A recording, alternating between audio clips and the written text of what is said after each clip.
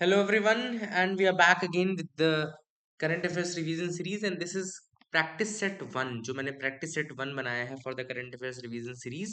और इसमें आपके 10 से 15 क्वेश्चन रहेंगे, लेकिन बहुत इंपॉर्टेंट क्वेश्चन प्लस आपको कुछ बहुत अच्छा सीखने को भी मिलेगा। ठीक है ना? तो एक एक करके मैं क्वेश्चंस बताऊंगा, करंट अफेयर्स के कुछ टॉपिक्स भी आपके इसमें कवर हो जाएंगे।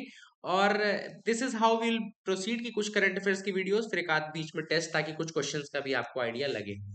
तो जैसे पहला सवाल आप देखेंगे, with respect to the Stockholm convention consider the following statements. अब स्टॉकहोम कन्वेंशन है, उसके रिगार्डिंग स्टेटमेंट्स है। नीचे अगर देखो तीन स्टेटमेंट लिखे हैं। Stockholm convention is legally binding international agreement to protect human health and the environment from persistent organic pollutants. यानी कि स्टॉकहोम कन्वेंशन जो है, पहला पॉइंट लिखा है, it's legally binding in international agreement जो कि प्रोटेक्ट करता है ह्यूमन हेल्थ को एंड एनवायरनमेंट को फ्रॉम पीओपीज, यानी कि परसिस्टेंट ऑर्गेनिक पॉल्यूटेंट्स। ठीक है ना? दूसरा स्टेटमेंट कह रहा है, at present there are 21 chemicals covered under the Stockholm convention. And तीसरा स्टेटमेंट कह रहा है, India has ratified all the listed POPs under the Stockholm convention. अब क्वेश्चन पूछ रहा है, how many of the above statements are correct. अगर आपसे बनता है तो पॉज करिएगा, आंसर अटेम्प्ट करने की कोशिश करिएगा। और अगर नहीं बनता तो मैं आपको आंसर बताता हूँ। देखो, इसका करेक्ट आंसर है only one statement is correct, जो कि है पहला statement. Stockholm convention definitely legally binding agreement भी है, पहली चीज। दूसरी चीज, इन्वायरमेंट को प्रोटेक्ट करता है from the persistent organic pollutants, ये भी बिल्कुल सही है। लेकिन करेंटली इसमें 30 केमिकल्स कवर्ड है, ना कि 21 केमिकल्स। इसमें लिखा है 21 केमिकल्स कवर्ड है, but the correct is 30 chemicals are covered. And India ने सबको रेटिफाई नहीं किया है, ओनली आई थिंक 12 को रेटिफाई किया है। तो the third statement is also wrong. The correct answer will B one, Stockholm convention is a legally binding international agreement जो कि पीओपीज यानी कि परसिस्टेंट ऑर्गेनिक पॉल्यूटेंट से प्रोटेक्ट करता है। ठीक है ना? क्वेश्चन नंबर 2 पर आ जाते हैं। क्वेश्चन नंबर 2 कह रहा है, consider the following statements regarding the 2025 world para athletics championship. अब वर्ल्ड पैरा एथलेटिक्स चैंपियनशिप के बारे में मेंशन है यहाँ पे। पहला स्टेटमेंट कह रहा है, the championship was held in India for the first time. दूसरा स्टेटमेंट कह रहा है, the mascot of the event was named Viraj. And the third statement कह रहा है, India finished at the top of the medal table. आपको बताना again which of the following statements are correct. 2025 world para athletics championship के बारे में बात कर रहे हैं अपन। तो यस, बिल्कुल सही बात है कि ये चैंपियनशिप इंडिया में पहली बार हुई थी। This was held for the first time in India, definitely it was held for the first time. Mascot भी विराज था, विच वाज एन एलिफेंट, याद रखिएगा। एंड जो थर्ड स्टेटमेंट है, the first statement is championship was held in India, yes correct हो जाएगा। Mascot of the event was named Viraj, ये भी सही हो जाएगा। एंड थर्ड स्टेटमेंट क्या लिखा है, India finished at the top of the medal table. तो ये स्टेटमेंट गलत है। क्यों गलत है? क्योंकि इंडिया ने अच्छा प्रदर्शन किया था, लेकिन टॉप पे ब्राजील आया था। तो correct answer is 1 and 2 will be the correct statement. Correct answer is a. Question number 3 पे आते हैं। तो I think world para athletics के बारे में आपको नहीं पता रहा होगा, तो आपको पता चल गया होगा। अब थर्ड क्वेश्चन बहुत ही आसान क्वेश्चन, एनसीईआरटी का क्वेश्चन है। Arrange the following states in the decreasing order of the installed capacity of the wind power. Wind power की इंस्टॉल्ड कैपेसिटी के डिक्रीजिंग ऑर्डर में, यानी सबसे ज्यादा, फिर कम, फिर कम, फिर कम। तो इसका ऑप्शन देख लो पहले। तो गुजरात, तमिलनाडु, कर्नाटका, आंध्र प्रदेश लिखा हुआ है, और ऑप्शन है 1 2 3 4, 1 3 2 4, 2 1 3 4 या 2 1 4 3। इंडिया में इंस्टॉल्ड कैपेसिटी में सबसे ज्यादा, याद रखना, गुजरात में, ये तो सबको पता है। तो अब आंसर देखो, इसमें ए या बी में से हो सकता है। देखो, इसी तरीके से जब ये प्रैक्टिस इसलिए भी है कि आपको प्रीलिम्स अटेम्प्ट करने के लिए भी पता रहे कैसे हमको अटेम्प्ट करना है। तो क्या होता है, कई बार आप जब क्वेश्चन देखेंगे तो आपको एक आध फैक्ट ही पता रहेगा क्वेश्चन के बारे में, या ज्यादा से ज्यादा दो फैक्ट पता होंगे, बट चार स्टेटमेंट होंगे। तो ऐसे क्वेश्चन फिर आप छोड़ नहीं सकते। जैसे अब आपको उसको पता है गुजरात के हाईएस्ट है, तो अब आपको पता है आंसर या तो 1 2 3 4 होगा, या आंसर 1 3 2 4 होगा। ठीक है ना? This is the confirm thing. अब आपको बस इसमें कयास लगाना है कि भाई तमिलनाडु का ज्यादा है कि कर्नाटका का ज्यादा है। तो तमिलनाडु का ज्यादा, ऑब्वियस सी बात है, ज्यादा होने के चांसेस भी है, क्योंकि कर्नाटका अगर आप देखो थोड़ा ऊपर है, पठार वेस्टर्न घाट वाला पोर्शन भी आता है, बहुत ज्यादा विंड जनरेशन होगा नहीं। तमिलनाडु इधर से पूरा ओपन है, शोर वाला रीजन है, तो यहाँ पे ज्यादा होगा। तो correct answer is 1 2 3 4। The correct answer is यानी कि ए। ठीक है? तो इस तरीके से आपको दिमाग भी लगाना है। अब चौथा सवाल है, recently the highly Gubbi volcano which erupted after nearly 12,000 years was in news। और इसके पोटेंशियल क्लाइमेट इंपैक्ट के ऊपर भी था। तो वोल्केनो कहाँ लोकेटेड है? कीनिया, इथियोपिया, इंडोनेशिया, पापा न्यू गिनी। अब देखो, ऐसे क्वेश्चन जो होते हैं ना, इनको मैं बोलता हूँ ये फैंसी क्वेश्चन है। Fancy question in the term कि ये लगता है बहुत आसान, क्योंकि इसमें आप वन वर्ड आंसर होता है और आप इसमें बड़ा टेम्पटेड रहते हो इनको अटेम्प्ट करने के लिए, आपको लगता ही लगता है कि आप इसको अटेम्प्ट कर लेंगे, but these are the most tricky question. अगर आपसे बन रहे हैं तो ही इनको अटेम्प्ट करना, तुक्का इसमें लगाना ही नहीं, कितना भी आप, क्योंकि ये बिल्कुल 25% चांस है इसमें सही होने का, 1/4 आपका चांस है, जो कि बहुत कम है यूपीएससी के हिसाब से माने तो 1/4 चांस ही है आपका। हाँ, 2-3 आपको पता होता है कि नहीं यहाँ तो नहीं ही है तो आप अटेम्प्ट करते, लेकिन वैसे में या नहीं कर सकते, ठीक है ना। तो the correct answer for this is Ethiopia. इसका मैंने मैप भी लगाया है, तो let me show you that map as well, ताकि मैं आपको दिखा दूं। ये देखो हाईली गुब्बी यहाँ पे इथियोपिया में, एडिस अबाबा उसकी कैपिटल है, हेली गुब्बी यहाँ पर लोकेटेड है, इरित्रिया के साथ वहां ऊपर बॉर्डर है, नीचे यहाँ जिबूती आता है, देन यहाँ याद रखें इसको हम सीड बोलते हैं, हॉर्न ऑफ अफ्रीका है ना, सोमालिया हो गया, Eritrea, Ethiopia and Djibouti, these are the 4 countries, seed countries हैं। सोमालिया के इधर सोमाली लैंड का भी बहुत ज्यादा टॉपिक न्यूज में चल रहा है, क्वेश्चन आ सकता है। गल्फ ऑफ एडन है, इधर रेड सी है, और इधर बाबेल मंदेब है, इधर स्ट्रेट ऑफ बाबेल मंदेब आता है बीच में, ठीक है ना। तो यहाँ रेड सी है, यहाँ गल्फ ऑफ एडन है, इस तरीके से आप याद रख सकते हैं। This was again a fourth question, I hope आपको नया सीखने को मिल रहा है। फिफ्थ क्वेश्चन देखें, which of the following Indian city was recognised by UNESCO in 2025 as a creative city of gastronomy, and under creative cities network, UNC UCCN जो है creative cities network है, ये भी यूनेस्को के अंतर्गत आता है। अभी रिसेंटली गैस्ट्रोनॉमी के अंदर कौन सी सिटी को इंक्लूड किया गया इंडिया की? ये अगेन एक फैंसी क्वेश्चन हो गया, अगर आपने पढ़ा है बनता है तो आप कर लेंगे, नहीं बनता तो आप नहीं कर पाएंगे। The correct answer for this is B, Lucknow. याद रखिएगा, यहाँ इस तरह मैंने लगा दिया है। अभी रिसेंटली देखो 2025 में लखनऊ को गैस्ट्रोनॉमी के लिए इंक्लूड किया गया था, इसके पहले 2023 में ग्वालियर को म्यूजिक के लिए, कोझिकोड को लिटरेचर के लिए 2023 में, श्रीनगर को 2021 में क्राफ्ट एंड फोक आर्ट के लिए, हैदराबाद को अगेन गैस्ट्रोनॉमी के लिए 2019 में, मुंबई को फिल्म के लिए 2019 में, चेन्नई को म्यूजिक के लिए 2017 में, वाराणसी को म्यूजिक के लिए 2015 में, जयपुर को क्राफ्ट एंड फोक आर्ट के लिए 2015 में। तो इस तरीके से हमारी सिटीज के बारे में मैंने आपको बता दिया। आगे मूव करते हैं।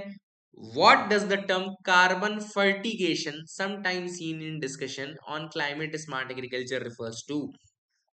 तो आपको बताना है कि क्लाइमेट फर्टिगेशन क्या होता है। तो आप देख सकते हैं पहले the release of compressed carbon dioxide directly into the crop fields to accelerate plant photosynthesis and boost yields, a method of applying biochar directly to reduce soil salinity, a geoengineering technique for capturing carbon from atmosphere using large scale agriculture, and process using carbon rich compounds into irrigation system। नाम से ही पता है fertigation, fertigation यानी क्या होगा, obvious सी बात है irrigation वाला पार्ट तो आएगा ही आएगा। तो इसमें कौन सा आंसर हो जाएगा? Correct answer will be D. तो let me see the exact definition, carbon fertigation. Okay,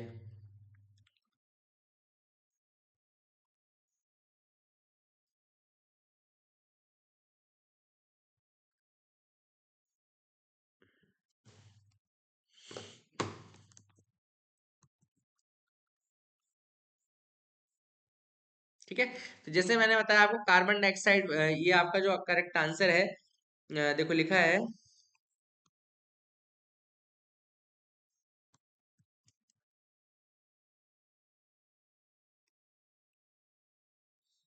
हाँ ये सही है, इरिगेशन तो आएगा ही ना। यस, तो it's a process of using carbon rich compounds into irrigation system to boost the plant growth. जैसे कि मैंने आपको बताया कि फर्टिगेशन में पहली चीज तो इरिगेशन तो आएगा ही आएगा, ठीक है। तो this was the correct answer, a process of using carbon rich compounds into irrigation. इसमें थोड़ा डिटेल देख लो, कार्बन रिच देखो लिखा है, it refers to carbon based materials like humic acid, biochar और enriching irrigation water atmosphere with carbon dioxide to boost the plant growth, ठीक है ना। तो इसका आंसर होगा डी, कार्बन रिच कंपाउंड्स को आप यूज करते हैं इनटू द इरिगेशन सिस्टम, जो कि प्लांट की ग्रोथ को बूस्ट करता है। अब अगला है consider the following pairs, GI tag लिखा हुआ है एंड सामने लिखा हुआ है स्टेट और रीजन। तो फर्स्ट देखो पन्ना की डायमंड लिखा है महाराष्ट्र, आप सबसे तो ये भी गलत, यही गलत है क्योंकि मैं मध्य प्रदेश का ही हूँ, आपको पता है। एंड पन्ना डायमंड कहाँ फेमस है? मध्य प्रदेश के लिए फेमस है, तो first is wrong. Apatani textile Arunachal Pradesh लिखा है, बिल्कुल सही है, अपातानी ट्राइब है वहां पे। एंड कानी शॉल्स जम्मू कश्मीर लिखा है, करेक्ट है, बिल्कुल मैच सही है। तो ये जीआई टैग और स्टेट्स मैच है, ये तो देखो अपन डिस्कस करते जाएंगे, अगर लक अच्छा रहा तो हमने जो पढ़े हैं उन्हीं जीआई टैग्स में उसको याद आएगा, अगर नहीं लक अच्छा रहा तो नहीं आएगा। लेकिन अब जितने मैं बताता जा रहा हूँ उनको नोट करते ना। तो कानी शॉल्स, यस, ये भी मैं नोट्स के साथ ये पीडीएफ भी डाल दूंगा, ये क्वेश्चन आंसर और आंसर डाल दूंगा, तो आप ऐड करते रहना। और इसी में मैं आगे क्वेश्चंस भी ऐड करूंगा, तो फाइनल आपके पास एक पूरी पीडीएफ हो जाएगी। ठीक है ना। तो करेक्ट आंसर इज इसका 2 and 3 आर द करेक्ट। वो 2 and 3 करेक्ट है, तो कौन सा ऑप्शन है इसका? डी ऑप्शन सही हो जाएगा, करेक्ट है ना।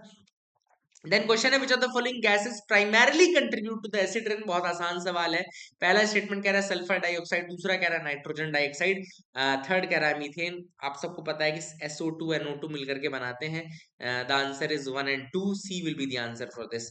क्वेश्चन नंबर 9 पे आते हैं। In the context of hazardous waste regulation of India, 2016 का hazardous waste regulation of India में how many of the following items are prohibited from import under the hazardous and other waste management and transboundary movement rule 2016 में hazardous and other management and transboundary movement rules आए थे, जिसमें कुछ चीजें prohibit की गई थी इंपोर्ट के लिए। तो अब कौन कौन सी चीजें हैं? पहला लिखा है waste edible fats and oils, दूसरा है मेटल स्क्रैप, तीसरा है household e waste and चौथा है सॉलिड प्लास्टिक वेस्ट। ठीक है ना। तो आप कौन कौन सी चीज इंपोर्ट नहीं कर सकते हैं? देखो, इसमें से एक चीज है जो आप इंपोर्ट कर सकते हैं, वो है मेटल स्क्रैप। कॉमन सेंस की बात है, मेटल स्क्रैप तो आप करेंगे ही करेंगे क्योंकि आपको यूज भी आएगा, है ना। तो मेटल स्क्रैप जो है इंडस्ट्री के जो यूजर्स हैं वो कर सकते हैं, तो ये आंसर ही नहीं हो सकता, है ना। ये तो नहीं ही होगा। अब ये अगर हटा देंगे तो 2 हट जाएगा, 2 हटेगा तो 1, ये एक ही आंसर बचता है आपका। करेक्ट आंसर एक ही बचता है, दैट इज द 1, 3 and 4। ठीक है ना। आगे देख लेते हैं। 10th क्वेश्चन है consider the following pairs. Military exercise लिखी है और रीजन्स इन्वॉल्व लिखे हैं। पहला देखो लिखा है exercise Konkan India and United kingdom लिखा है। देन दूसरा लिखा है एक्सरसाइज इंद्र इंडिया और श्रीलंका, तो ये तो गलत ही हो गया। मित्र शक्ति भी गलत हो गया क्योंकि इंद्र जो है इंडिया रशिया में है और मित्र शक्ति उल्टा है। गरुणा जो है यूएस लिख दिया, गरुण फ्रांस के साथ है, तो इसका करेक्ट पेयर केवल एक ही है। The correct answer is first exercise Konkan, जो कि इंडिया यूनाइटेड किंगडम में लिखा हुआ है। केवल ये सही है, अदरवाइज सारे रॉन्ग है। ठीक है। 11वें सवाल पे आते हैं। The international purple fest 2025, the international purple fest 2025, इसका आंसर मैं यहाँ पे दिखा देता हूँ। विजन आईएएस की क्वेश्चन है ये। विजन आईएएस के टेस्ट सीरीज का आई थिंक क्वेश्चन नंबर वाला है। हाँ, ये देखो इंटरनेशनल पर्पल फेस्ट जो है, it was held annually in Goa and it is a global event dedicated to celebrating the diversity and promoting accessibility of persons with disabilities। याद रखिएगा, persons with disabilities को सेलिब्रेट किया जाना था, डाइवर्सिटी को celebrate किया जाना था। ठीक है ना। तो I hope you got clarity regarding that as well. तो ऑप्शंस आप सब देख सकते हैं इसमें कौन कौन से हैं। तो इसका आंसर हो जाएगा बी, लिखा है ना, promoting accessibility, inclusivity and empowerment of persons with disabilities। अगला देखो लिखा है the government of India has recently launched the Vishwas scheme aimed at reducing litigation related to employees provident fund। This scheme has been introduced by which ministry? Now this is again a very good question। इसका answer होगा ministry of labour and employment. I think B is yes, B is the scheme. देखो यहाँ पे लिखा है The Vishwas scheme is temporary amnesty scheme was launched by Employees Provident Fund, जो कि basically related to it seeks to promote trust and voluntary and ये याद रखना कि it directly under the Ministry of Labor and Employment के अंतर्गत आती है। And ministry of labour employment ने विश्वास स्कीम की है। क्यों की है? At reducing the litigations related to EPF, यानी कि एम्प्लॉइज प्रोविडेंट फंड के रिगार्डिंग जो लिटिगेशंस है, केसेस है, उनको कम करने के लिए। और ये स्कीम जो लॉन्च की गई है वो किसके द्वारा लॉन्च की गई है? इसको सेकंड मैंने क्या कर दिया, ओके। ये स्कीम जो लॉन्च की गई है ministry of labour and employment, जैसा कि आप देख सकते हैं। ठीक है ना। अगले सवाल पे आते हैं। Which of the following with reference to the energy conservation building code of India. ये क्वेश्चन नहीं करेंगे अपन, छोड़ो, ये क्वेश्चन आएगा भी नहीं यूपीएससी में।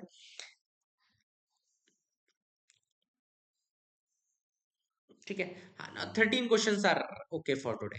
तो ये 13 क्वेश्चन मैंने जो आपको बताया, इसमें हमने जो नया सीखा है उसमें आई थिंक स्टॉकहोम कन्वेंशन था हमारा, वर्ल्ड पैरा एथलेटिक्स चैंपियनशिप के बारे में अच्छा हमने सीखा।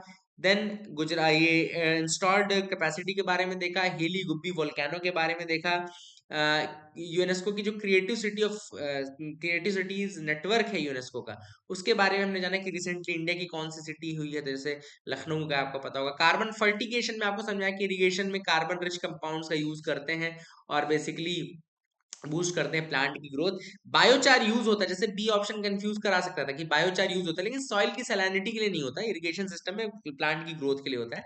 फिर हमने कुछ जीआई टैग्स देखे, इसके अलावा हमने वेस्ट मैनेजमेंट रूल्स के बारे में देखा, कुछ एक्सरसाइजेस के बारे में देखा, एंड पर्पल फेस्ट 2025 के बारे में देखा, जो कि इंडिया में सेलिब्रेट किया गया था, है ना। तो these are the things which we discussed. I hope you got clarity. Thank you and have a nice day.